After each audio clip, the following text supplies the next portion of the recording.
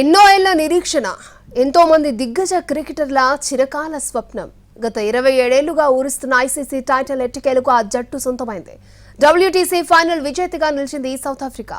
Lord's వేదికగా జరిగిన finals లో ఆస్ట్రేలియాను 5 వికెట్ల తేడాతో చిత్తు చేసిన సఫారీ జట్టు తమ సుదీర్ఘ నిరీక్షణకు తెరదించింది. ఐసీసీ టెస్ట్ ఛాంపియన్షిప్ లో సఫారీలు చరిత్ర సృష్టించారు.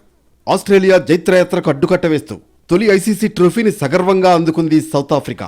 దశాబ్దాలుగా క్రికెట్ ఆడుతున్న ఆ జట్టు 1998 తర్వాత ఏ ఫార్మాట్లోనూ ఐసీసీ ట్రోఫీని ముద్దాడలేదు. 1991లో అంతర్జాతీయ క్రికెట్లోకి పునఃప్రవేశం చేసిన తర్వాత ఎన్నోసార్లు విజయం అంచుల దాకా వెళ్లి చతికిల పడింది. చాలా ఏళ్ల తర్వాత ఐసీసీ ట్రోఫీని కైవసం చేసుకుని సత్తా చాటింది.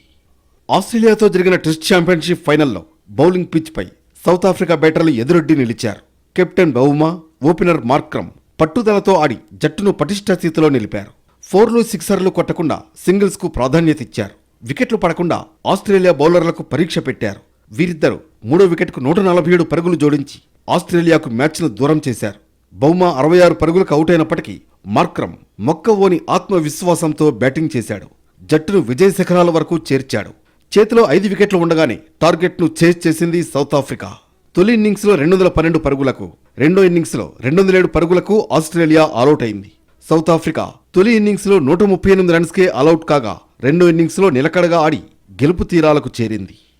ఐసీసీ టెస్ట్ ఛాంపియన్షిప్ ప్రవేశపెట్టిన తర్వాత 3 సార్లు ఫైనల్ జరిగితే 3 టీంలు విజేతలుగా నిలిచాయి. 2021లో న్యూజిలాండ్, 2023లో ఆస్ట్రేలియా గెలిచాయి. ఈసారి డిఫెండింగ్ ఛాంపియన్గా బరిలో దిగిన ఆస్ట్రేలియాకు సఫారీ జట్టు షాక్ ఇచ్చింది.